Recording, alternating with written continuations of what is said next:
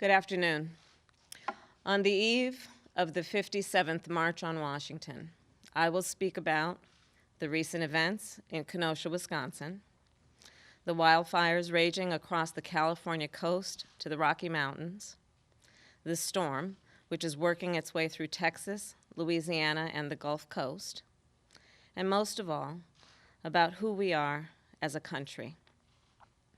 We are a nation that at its best loves, protects, and helps our fellow Americans.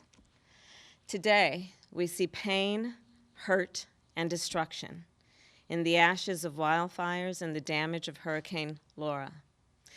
We encourage everyone to continue following guidance from your local authorities to stay safe, and Joe and I pledge to be there for those whose lives have been turned upside down, those who will need help from neighbors, strangers, and our government to make it through, to build back, to restore your lives and your communities.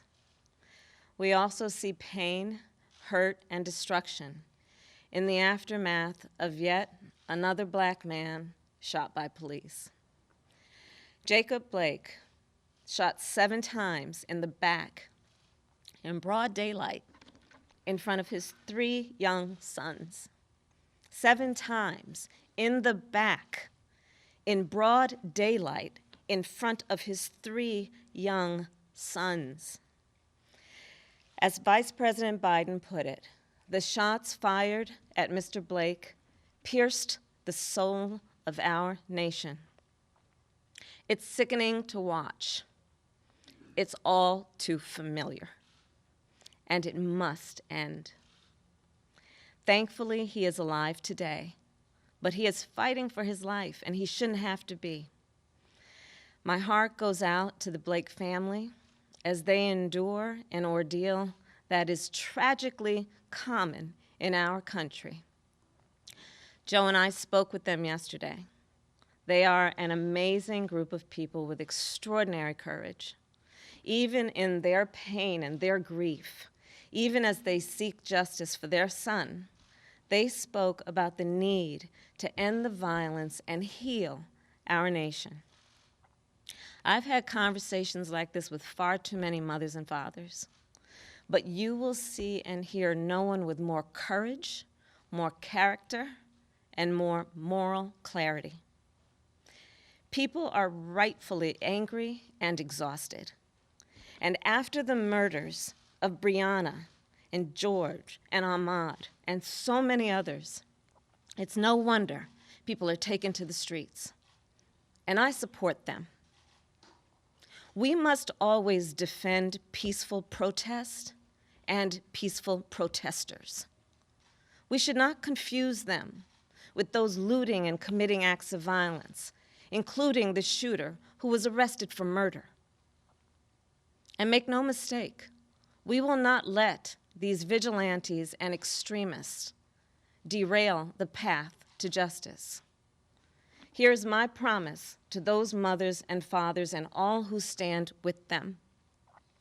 In a Biden-Harris administration, you will have a seat at the table, in the halls of Congress and in the White House. We all grew up reciting the Pledge of Allegiance, but now we must give real meaning to its words. One nation, under God, indivisible, with liberty and justice for all. Justice. Let's talk about that. Because the reality is that the life of a black person in America has never been treated as fully human.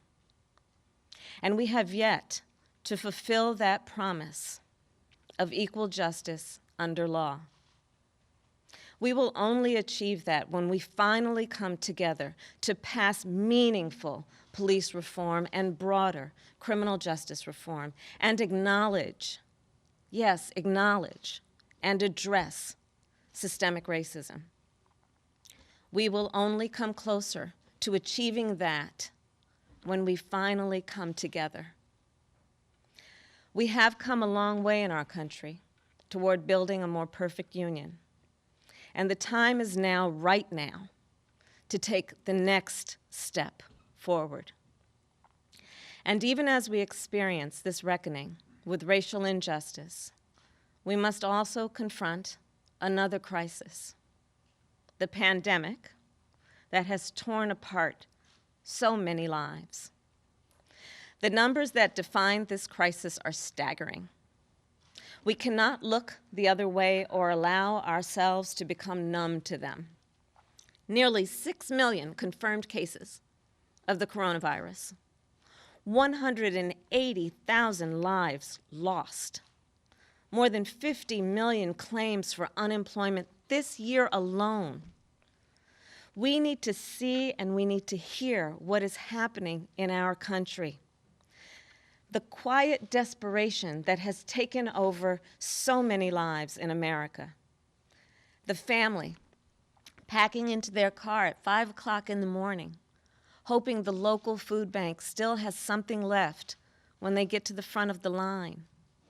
The 50-year-old store manager who's been laid off and knows he can't pay the rent on the first of the month. The mothers and fathers stretched to the breaking point, working from home while helping their kids with their online classes, just trying to hold it all together. The small business owners, economic engines of our communities who are shutting their doors every day. The nurse getting ready for her afternoon shift, who has seen so much suffering and death in recent months and wonders how much more can she bear to witness. The family grieving the loss of their grandmother, who's been in a nursing home and who they couldn't even visit over the last 3 months of her life. The alarming and disproportionate rate at which Black, Latino, and indigenous families are contracting and dying of COVID-19. That is the reality of America right now. A reality completely absent from this week's Republican National Convention. Because unlike the Democratic Convention, which was very clear-eyed about the challenges we are facing and how we will tackle them, the Republican Convention is designed for one purpose: to soothe Donald Trump's ego, to make him feel good. But here's the thing. He's the President of the United States. And it's not supposed to be about him. It's supposed to be about the health and the safety and the well-being of the American people. And on that measure, Donald Trump has failed. You see, at its most basic level, Donald Trump doesn't understand the presidency. He thinks it's all about him. Well, it's not. It's about you. It's about all of us, the people. As a lawyer and advocate, when I would rise to speak in a courtroom, I'd say the following words: Kamala Harris, for the people. And that is why I stand today to speak for the people. Because we know the truth. Donald Trump has failed at the most basic and important job of a president of the United States. He failed to protect the American people. Plain and simple. Trump showed that we in the legal profession would call a reckless disregard for the well-being of the American people. A reckless disregard for the danger a pandemic would pose to American lives, for the devastation it would do to our economy, for the damage it would do to communities of color who have been subjected to structural racism for generations, for the chaos that would upend our daily lives, make it impossible for many of our children to go to school, make it impossible to live normally and with the sense of certainty. He never appreciated that a president swears an oath before God and country to protect America against threats seen and unseen. It's his duty. It's his obligation to protect us. And yet, he has failed miserably. Here's the thing. Donald Trump's incompetence is nothing new. That has always been on full display. But in January of this year, it became deadly. That's when the threat of a virus that it would endanger the world first emerged. Trump dismissed the threat, but Joe Biden sounded the alarm. It would be the beginning of a pattern that persists to this day. Trump telling us not to worry, that the virus will, quote, disappear, that a, quote, miracle is coming. Joe Biden saying we need a plan, a national strategy, a president who is willing to lead, willing to be a role model for our nation, for our children. Trump still doesn't have a plan. He still doesn't have a plan. Joe Biden released his first plan in March. And here's what you have to understand about the nature of a pandemic. It's relentless. You can't stop it with a tweet. You can't create a distraction and hope it'll go away. It doesn't go away. By its nature, a pandemic is unforgiving. If you get it wrong at the beginning, the consequences are catastrophic. And it's very hard to catch up. You don't get a second chance at getting it right. Well, President Trump, he got it wrong from the beginning. And then he got it wrong again and again. And the consequences have been catastrophic. And here's why Trump has been so unwilling and unable to deal with this crisis. First, he was fixated on the stock market over fixing the problem. He tweeted about it consistently during this period. He was convinced that if his administration focused on this virus, it would hurt the market and hurt his chances of being reelected. That mattered to him more than saving American lives. Second, right at the moment that we needed Donald Trump to be tough on the Chinese government, he caved. On January 24th, he praised the transparency of the Chinese government. He said, quote, China has been working hard to contain the coronavirus. The United States greatly appreciates their efforts and transparency. It will all work out well. But they weren't being transparent. They blocked public health inspectors from our CDC from getting access and information that they needed to protect American lives. Donald Trump stood idly by.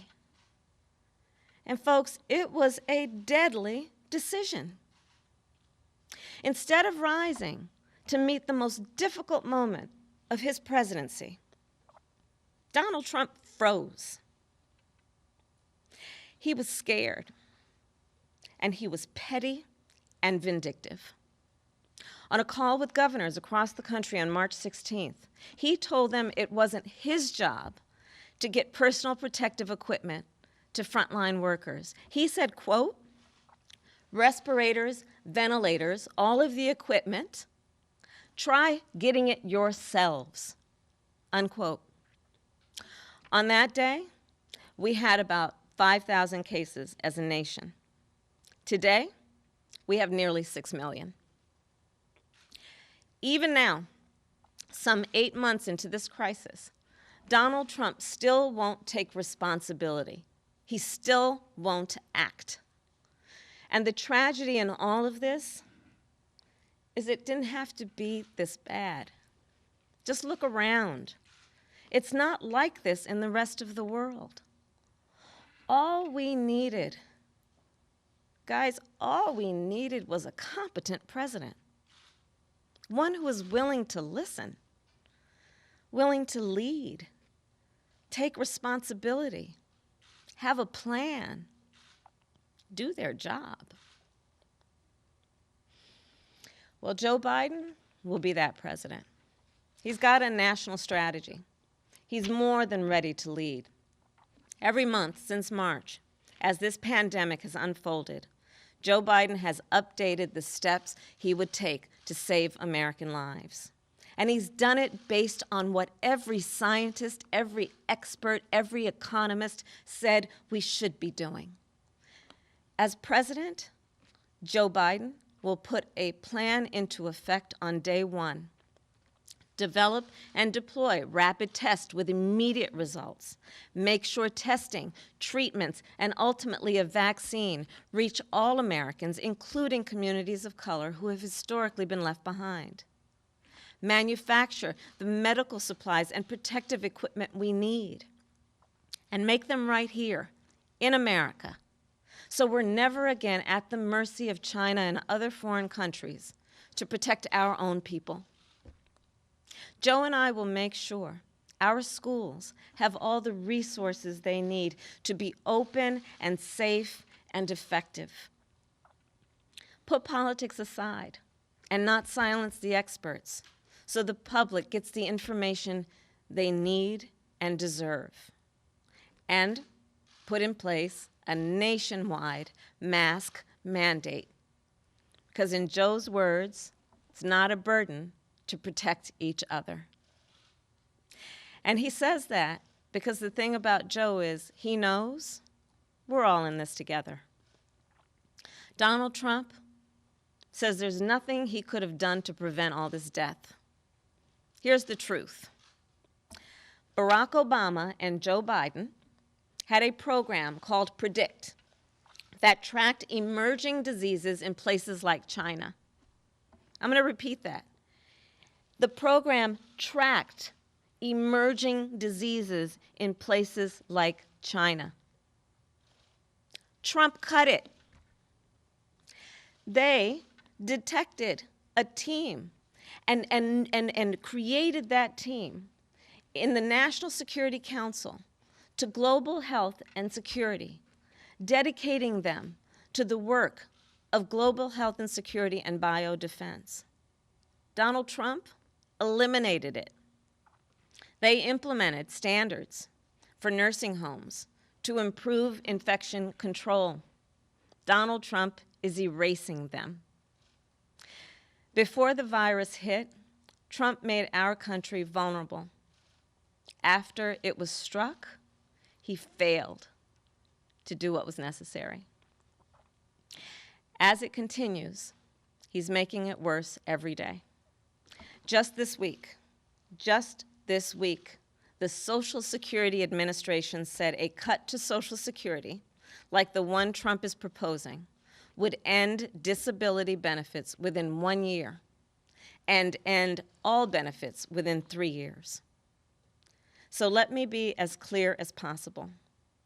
If Donald Trump's extreme proposal goes into effect, the checks that American seniors are relying on, that you rely on to pay your bills, to buy your medicine, to live, will stop coming. The very people who have suffered so greatly in this crisis. It's unthinkable. And in the middle of a health crisis made worse by his own actions, Donald Trump is in court right now trying to throw out the entire Affordable Care Act, including the protections it provides for people with pre-existing conditions.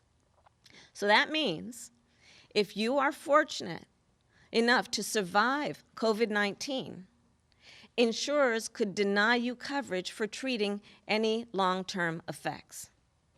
Now, President Trump won't tell you any of this at the Republican convention tonight. And we all know He's not changing. The president he has been is the president he will be. But we have a chance to right these wrongs and put America on a better path forward. One where the leaders we elect listen to the experts and follow the best medical guidance to keep us and our families healthy and safe. One where we take meaningful action against systems and traditions of oppression. One where we stop fanning the flames of hate and division and treat one another with the respect and the dignity that each one of us deserves. As Joe Biden said in his acceptance speech, we have a choice between the light and the dark. I believe America will choose the light. Thank you.